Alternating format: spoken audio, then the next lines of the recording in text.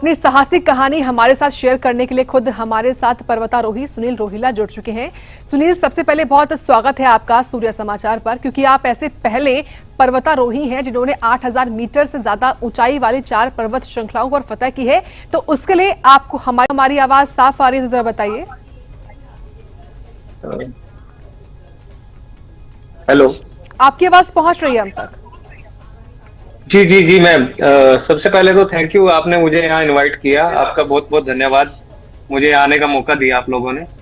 जी सुनील, क्योंकि आपकी जो कहानी है वो काफी साहसिक है और एक बैंक क्लर्क से माउंटेनियर बनने की जो पूरी समय लगा, जो पूरी कहानी है, एक बार हम उसके बारे में जानना चाहेंगे, जरा बताइए।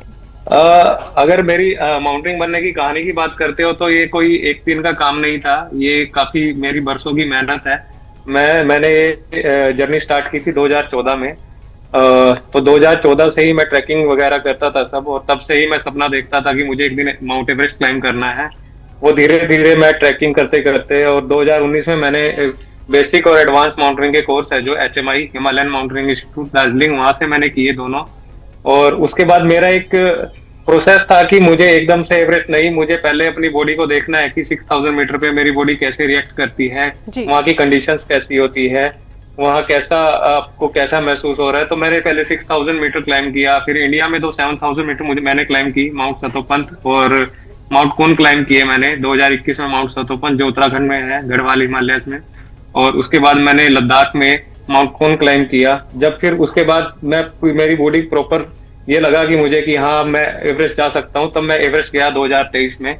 2023 में मैंने माउंट एवरेस्ट और माउंट लोत्से, जो वर्ल्ड की 4th हाईएस्ट है माउंट लोत्से, दोनों को साथ में इकट्ठे क्लाइम किया 22 घंटे में, बैक टू बैक। और फिर सितंबर में mount Manaslu world 8th highest peak climb की। और लास्ट ईयर भी मैं कंचनजंगा पे था, जो इंडिया हाईएस्ट पीक है और वर्ल्ड की 3rd हाईएस्ट पीक है। लास्ट ईयर में गया था उधर, but due to bad weather 2 बार हम गए 8000 मीटर तक, और फिर वहां नहीं हो पाया सबमिट। और इस साल फिर मैं माउंट अन्नापूर्णा, जो कि वर्ल्ड की सबसे डेंजरस पीक है, वो मैं क्लाइम करके आया हूँ। सुनील, तो क्या आपको हमेशा से ही माउंटेनियर बनना था? मेरा था कि हाँ मुझे एक दिन एवरेस्ट जाना है, मेरा सपना था कि मुझे माउंटेनियर बनना है। बट वो ऐसा नहीं था कि मुझे फुली इसी लाइन में था, क्योंकि मैं मिडिल क्लास फैमिली से बिलोंग करता हूँ, तो मेरी कुछ जिम्मेदारियां भी थी घर पे, वो भी साथ के साथ। वो मैंने अपने पैशन को अपने प्रोफेशनल लाइफ के साथ पूरा तालमेल बिठा के मैंने ये किया सब चीज। मैं इंडियन बैंक में एज ए क्लर्क काम करता हूँ। मेरे बैंक ने भी काफी सपोर्ट किया मुझे, जब मैं एवरेस्ट गया था मुझे स्पॉन्सर किया था। लास्ट ईयर भी कंचनजंगा के टाइम भी बैंक ने कुछ पैसा स्पॉन्सर किया था, तो बैंक ने भी काफी हेल्प की है मेरे इस मामले में। बिल्कुल, यानी कि काफी खर्चा भी क्योंकि आता है माउंटेनियरिंग करने में, तो ऐसे में एक जो आप लगातार जो सपोर्ट मिलता रहा आपको, वो भी काफी महत्वपूर्ण रहा। साथ ही साथ सुनील रोहिला, आपने अब तक कई सारे ऐसे पर्वत हैं जिनको फतह किया है। मैं आपसे जानना चाहूंगी वो लिस्ट क्या है, और ऐसे वो कौन से पर्वत रहे खास तौर पर जहां पर चुनौती आपको बहुत मिली? एक्चुअली मुझे सुन नहीं पाया है, आप थोड़ा रिपीट करोगे मैम? सुनील, सवाल मेरा ये है आपसे कि तमाम जो पर्वत अब तक आपने फतेह किए हैं, जिन जिन आप पहाड़ियों पर पहुंचे हैं, वो कौन सी हैं, और सबसे ज्यादा चुनौतियां अब तक आपने कहां कहां पाई? मैंने अभी तक 7000 मीटर किए हैं। काफी सारे मैंने 6000 मीटर की पीक भी क्लाइम की है, इंडिया के अंदर भी क्लाइम किया है, नेपाल में भी क्लाइम किया है।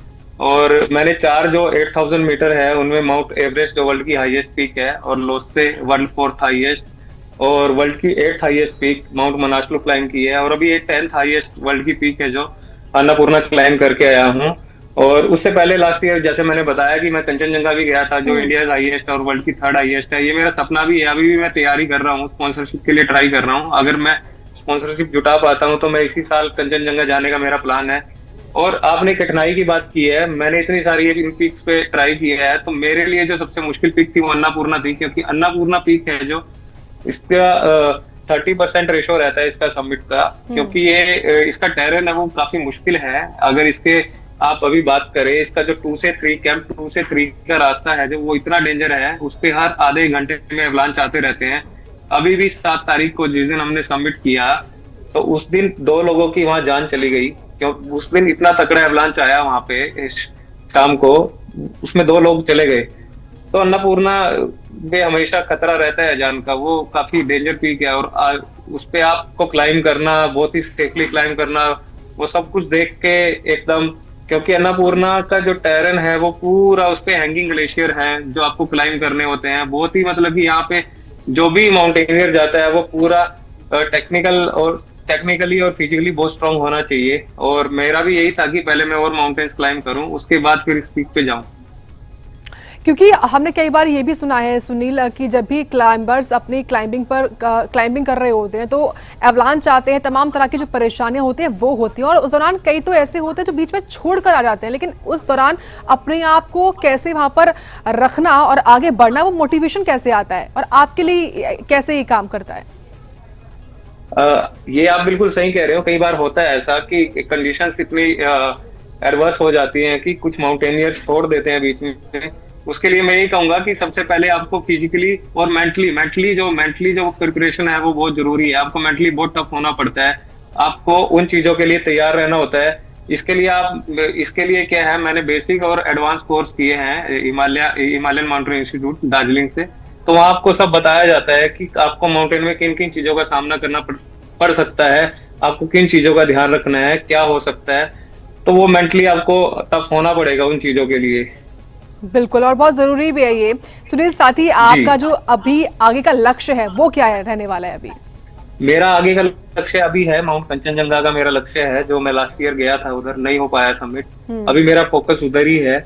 और उसके बाद जो और माउंटेन्स है नेपाल के अंदर वो क्लाइंब करने, और मेरा मेन फोकस है कि फिर उसके बाद इधर इंडिया में भी क्लाइंब करना है। इंडिया में भी मैं 7,000 मीटर कर चुका हूँ। आपने अगर देखा हो, नेपाल में हिमालय बहुत लोग क्लाइंब करते हैं, बट इंडिया में इतना नहीं है, बहुत कम लोग करते हैं। मैं चाहता हूँ कि इंडिया में भी लोग आए, फॉरेन क्लाइंबर्स भी आए, इधर भी क्लाइंब करें, क्योंकि इंडिया में अभी माउंटेनिंग का इतना नहीं है, बहुत कम लोग करते हैं इंडिया में माउंटेन क्लाइंब। इंडिया में बहुत सारी ऐसी टेक्निकल पीक्स हैं, बहुत सारी पीक्स हैं जो क्लाइंब हो सकती है।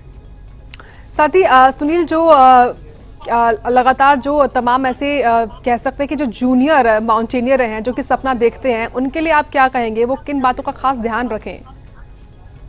जो जितने भी मेरे माउंटेनियर जो आ रहे हैं, आगे लोग आ रहे हैं, उनके लिए मेरा सिर्फ एक ही संदेश है कि आप प्रॉपर चैनल से जाए, पहले बेसिक एडवांस नॉलेज ले माउंटेनिंग की। उसके बाद 6,000 मीटर पे अपनी बॉडी को देखें कि कैसा रिएक्ट करती है। आप 6,000 मीटर पे कैसे चैलेंजेस है, कैसे चैलेंजेस फेस कर रहे हो आप। उसके बाद 7,000 मीटर एक प्रोसेस के थ्रू जाए आप, 6,000 मीटर 7,000 मीटर, उसके बाद आप 8,000 मीटर के लिए क्लाइंब करें। मेरा ये संदेश है सब लोगों को, जितने भी माउंटेनियर्स आगे आने वाले हैं, ये जो चाह रहे हैं कि मैं माउंटेनिंग करूं। और मेरा सिर्फ यही है कि एक आप प्रोसेस से चले और अपने आप को फिजिकली और मेंटली स्ट्रांग रखें। तो यही बिल्कुल, फिजिकली और साथ ही मेंटली होना, बहुत स्ट्रांग होना बहुत जरूरी होता है। सुनील, एक बार अपने परिवार के बारे में बताइए कि परिवार का जो सपोर्ट होता है वो इमोशनली बैलेंस रखने में बहुत महत्वपूर्ण भूमिका निभाता है, और आपके जीवन में परिवार की इंपॉर्टेंस किस तरीके से रही है? परिवार की इंपॉर्टेंस बहुत जरूरी है। अगर मेरी बात करें तो मैं जब मैंने माउंटेनिंग कोर्स किए थे 2019 में, उसके बाद मैं एक 7,000 मीटर का प्लान लेके चला था कि मुझे पहले 7,000 मीटर जा रहा हूं मैं। तो उसी दौरान कोविड आ जाता है। कोविड के दौरान मेरे फादर साहब चले जाते हैं, तो उस दौरान मेरा माउंटेनिंग कैरियर एक तरह से बंद ही हो गया था, क्योंकि परिवार का भी प्रेशर था कि अब फादर साहब नहीं रहे, आप बड़े हो घर में, तो आप माउंटेनिंग छोड़ दो। तो मैंने लगभग छोड़ ही दी थी। तो फिर एक दिन मम्मी से ऐसे ही बात हो रही थी, उन्होंने फिर सपोर्ट किया। मेरे फादर साहब बहुत सपोर्ट करते थे, क्योंकि मैंने उनको बताया हुआ था कि मैंने एक दिन एवरेस्ट जाना है। वो सपोर्ट करते थे कि तू चला जा, मैं 5 लाख तक दे सकता हूँ, आप जा सकते हो। तो मैंने बोला नहीं बाबा, 5 लाख में एवरेस्ट नहीं क्लाइम होता, इसके लिए बहुत पैसे लगते हैं और एक प्रोसेस होता है कि आपको बेसिक कोर्स करने हैं, एडवांस करने हैं। मैं पहले 7,000 ट्राई करूंगा, उसके बाद जाऊंगा। तो फादर साहब चले गए कोविड में, और उसके बाद फिर मम्मी से मैंने एक दिन बात किया, तो उन्होंने बोला ठीक है आप एक 7,000 मीटर जाओ, उसके बाद मत जाना। बट जब मैं 7,000 मीटर करके आया तो मेरा काफी इधर न्यूज़पेपर में आया, तो काफी लोगों ने सराहा उस चीज को। तो फिर मेरी फैमिली मेरे लिए सपोर्टिव होगी। फिर उसके बाद मैं रुका नहीं, उसके बाद मैंने खून किया, उसके बाद एवरेस्ट किया, उसके बाद फिर चलती गई। अब फैमिली काफी सपोर्टिव है, उनको पता है कि हाँ ये जाएगा और करके आ जाएगा आसानी से। बिल्कुल, क्योंकि सुनील, आपने माउंट एवरेस्ट को फतह भी किया है और ये विश्व की सबसे ऊंची चोटी है। एक बार इसके एक्सपीरियंस के बारे में बताइए। अमूमन इसको फतह करने में कितना समय लगता है, कितने घंटे लगते हैं, और आपको कितना वक्त लगा?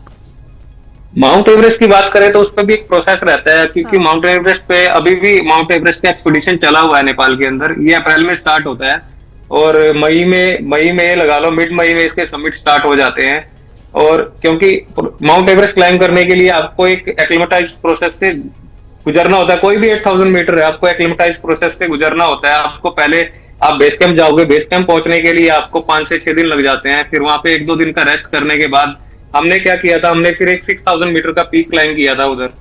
एक तरह से हमारे लिए वो प्री एक्सपीडिशन हो गया था। वो करने के बाद हमने फिर उधर रोटेशन स्टार्ट होता है। आपको कैंप 1 जाना पड़ता है, कैंप 2 कैंप 3 टच करके आना पड़ता है, क्योंकि माउंटेन में क्या होता है, आपको हाई एल्टीट्यूड पे बॉडी को एडजस्ट करने के लिए आपको एक्लिमेटाइज करना पड़ता है। आपको एक रोटेशन प्रोसेस से गुजरना पड़ता है। कैंप 1 कैंप 2 कैंप 3 फिर टच करके आप नीचे आओगे। फिर आप एक अच्छे वेदर विंडो का वेट करोगे, जब रोप फिक्स हो जाएगा ऊपर, तो वो सारा प्रोसेस रहता है। इस पूरे प्रोसेस में आपको 45 से 50 डेज लग जाते हैं।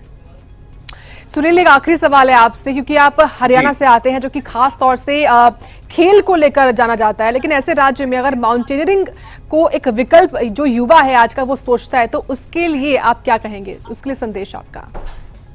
अभी हमारे हरियाणा से काफी लोग हैं जो माउंटेनिंग में बहुत लोग हैं जो कर रहे हैं, अच्छा कर रहे हैं और बहुत अच्छा कर रहे हैं। अभी मेरे साथ जब मैं अन्नपूर्णा करने गया था तो मेरे साथ भी हरियाणा से 2 लोग थे। एक मेरा भाई है नरेंद्र हिसार से, उन्होंने भी अन्नपूर्णा बहुत ही अच्छे क्लाइम किया है। तो मेरा यही है कि हरियाणा में भी माउंटेनिंग का काफी बढ़ रहा है। अभी भी हरियाणा से 3-4 क्लाइंबर है जो एवरेस्ट क्लाइम करने के लिए गए हैं।